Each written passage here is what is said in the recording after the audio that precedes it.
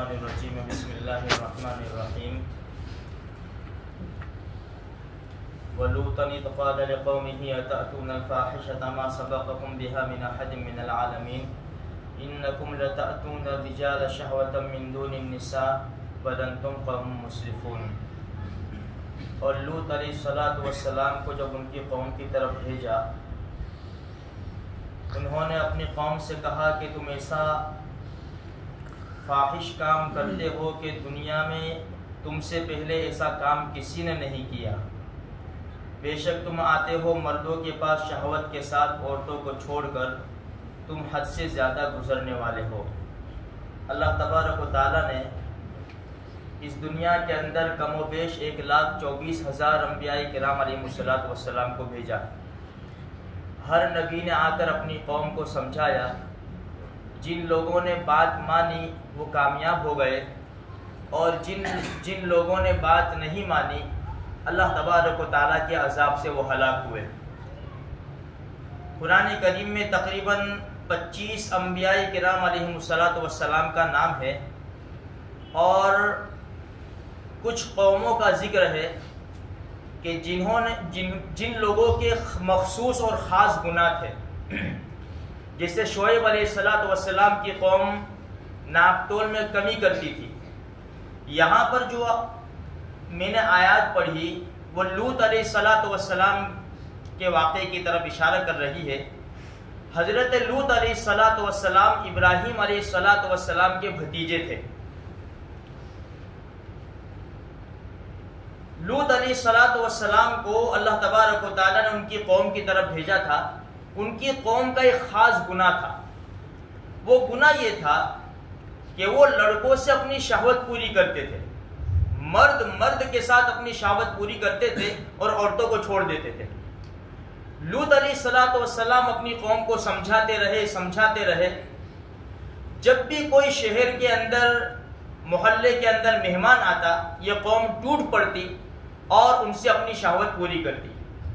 لوط علیہ السلام نے اپنی قوم کو بہت سمجھایا اور یوں کہا جو قرآن کہتا ہے کہ اے میری قوم، تم ایسا گھناؤنا کام کرتے ہو، ایسا فاحش کام کرتے ہو کہ دنیا والوں میں سے کسی نے آج تک وہ کام کیا ہی نہیں۔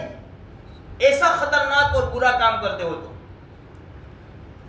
پھر آگے فرمایا کہ تم ایسی قوم ہو کہ جو مردوں سے شہوت پوری کرتے ہو عورتوں کو چھوڑ کر۔ جب بہت سمجھایا لیکن قوم نے نہیں مانا، بس وہ لڑکوں سے ہی شہوت پوری کرتے تھے۔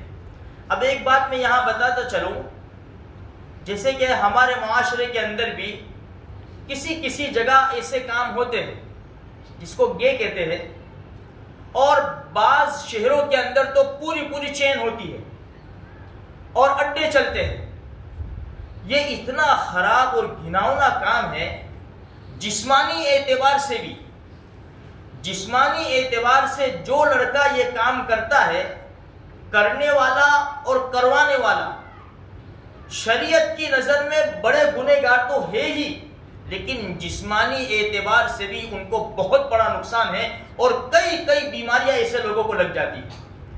شرعی اعتبار سے رحمت والے نبی صلی اللہ علیہ وسلم نے فرمایا کہ فاعل اور مفعول یعنی کرنے والا اور کروانے والا دونوں کو قتل کر دو۔ یہ رحمت والے نبی کا فرمان ہے۔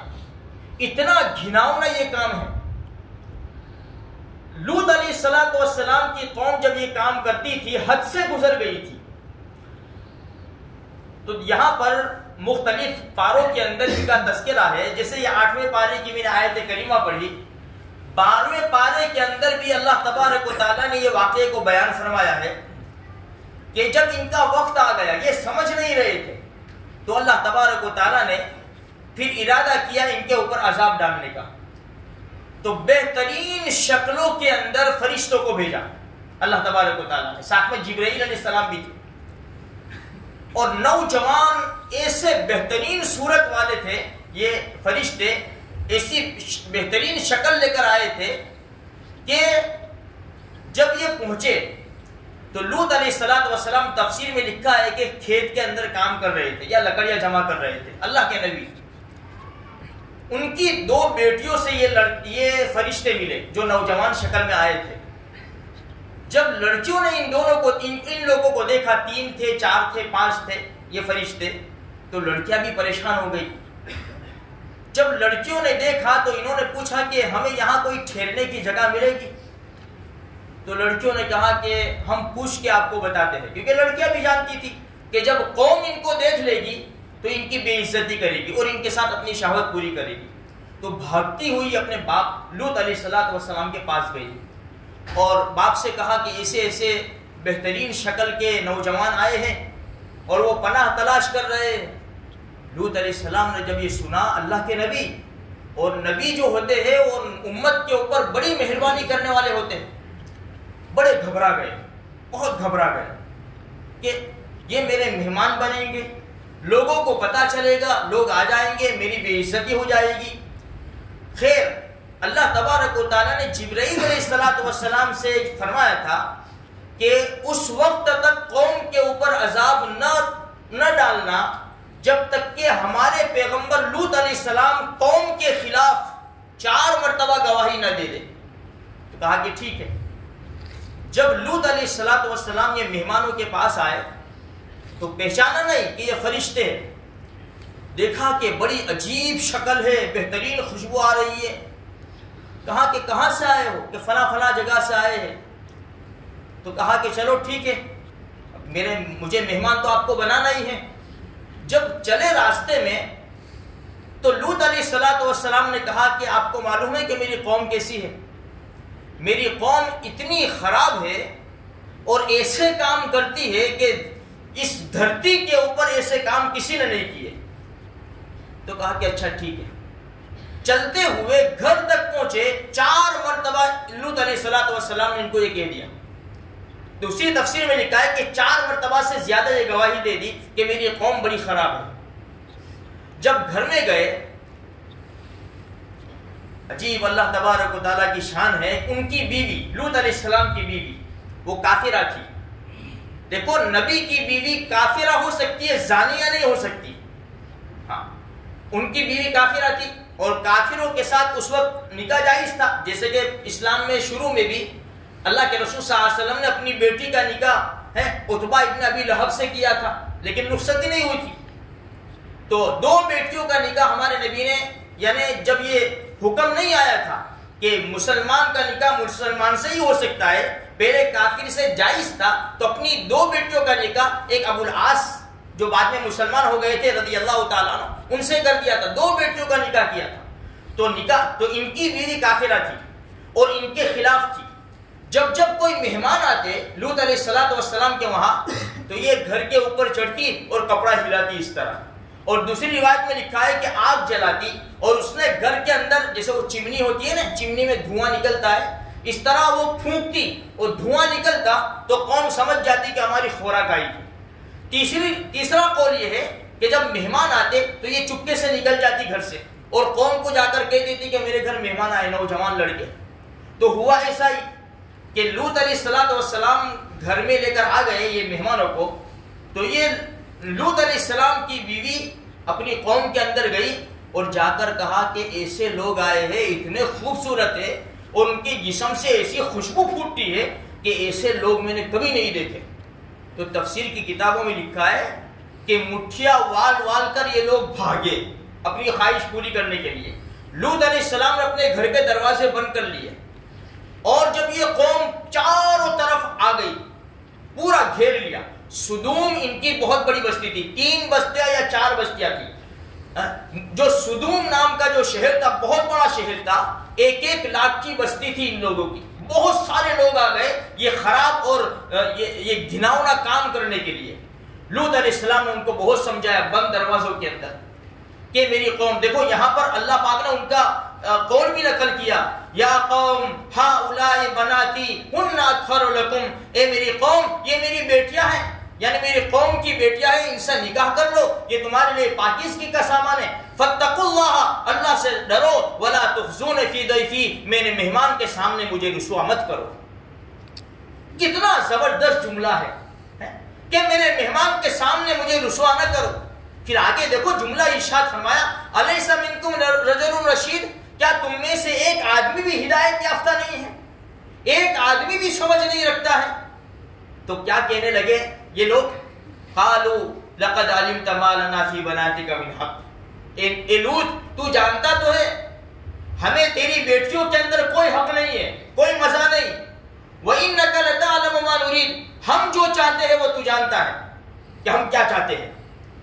خیر ان لوگوں نے بہت زیادہ زور لگایا اور دیواروں پر چڑھنے کی کوشش کی، بس وقت آ چکا، حضرت جبرائیل علیہ السلام لوط علیہ السلام کے پاس آئے اور کہا یا لوط انا رسول ربک، اے اللہ کے پیغمبر ہم کوئی نوجوان لڑکے نہیں ہیں، ہم تو اللہ کی طرف سے فرشتے ہیں، لن یصلوا الیک، ہٹو، تم ہٹ جاؤ بیچ میں سے، دروازے کھول دو، مجھے ہمیں اور ان کو نمٹ لینے دو۔ لوط علیہ السلام نے جب سنا کہ وہ یہ تو فرشتے ہیں تو فوراً ہٹ گئے، دروازے کھول دیے۔ جیسے دروازہ کھولا جبرائیل علیہ السلام نے اپنا ایک پر مارا تو سارے اندھے ہو گئے، دکھ نہیں رہا تھا ان کو، نظر نہیں آ رہا۔ وہ کہنے لگے بھاگو بھاگو، لوط کے وہاں تو بہت بڑے جادوگر آ گئے ہیں، نعوذ باللہ۔ جیسے مشرکین مکہ نے کہا تھا نا ہمارے نبی کو، بھاگو بھاگو لوط کے وہاں بہت بڑے جادوگر آ گئے۔ پھر جبرائیل علیہ السلام نے اللہ تبارک و تعالیٰ کی طرف سے لوط علیہ السلام سے کہا کہ چلو راتوں رات اب نکل جاؤ، تمہارے گھر والوں کو لے کر تم نکلو، اور اس بستی کے اوپر عذاب آئے گا، پیچھے مڑ کر نہ دیکھنا، وَلَا يَلْتَفِتْ مِنْكُمْ أَحَدٌ إِلَّا امْرَأَتَكَ، پیچھے مڑ کر نہ دیکھنا، لیکن تمہاری بیوی جو اپنی قوم کی خیر خواہ ہے وہ پیچھے مڑ کر دیکھ لے گی اور اس کو عذاب پکڑ لے گا، إِنَّهُ مُصِيبُهَا مَا أَصَابَهُ، بس عذاب آنے والا ہے۔ تفسیر کی کتابوں میں لکھا ہے میرے بھائیوں، اور قرآن کریم میں خود بھی ہے کہ جبرائیل علیہ السلام نے پوری بستیوں کو، جو 3-4 بستیاں تھیں، اپنے پر سے پوری بستیوں کو اندر سے اٹھایا، اندر سے نیچے سے، زمین کے نیچے سے اٹھایا۔ تفسیر میں لکھا ہے نہ گھڑا الٹا ہوا پانی کا، نہ کسی قسم کا کوئی برتن ٹوٹا، اتنا اونچے لے گئے، اتنا اونچے لے گئے کہ مفسرین کرام نے لکھا ہے اس بستی میں رہنے والے کتوں کی آواز آسمان کے فرشتوں نے سنی، اتنا اونچے لے گئے۔ پھر قرآن کہتا ہے فلما جاء امرنا جعلنا عالیہا سافلہا، اونچے لے جا کر پوری بستی کو الٹ دیا، پوری بستی کو الٹ دیا، سارے کے سارے نیچے آ کر ملیا میٹ ہو گئے۔ اسی کے اوپر بس نہیں کیا، اللہ تو ارحم الراحمین ہے، لیکن یہ گناہ اتنا خطرناک ہے کہ اللہ بڑا خیز و غضب میں بستی الٹنے کے بعد پھر اللہ تبارک و تعالیٰ نے وَأَمْطَرْنَا عَلَيْهَا حِجَارَةً مِّن سِجِّيلٍ مَّنضُودٍ، بڑے بھاری نوکدار پتھر ان کے اوپر پھینکے۔ اور تفسیر میں یہاں تک لکھا ہے ہر آدمی کا نام لکھا ہوا تھا پتھر پر، وہ پتھر اسی کے اوپر جا کر پڑھا۔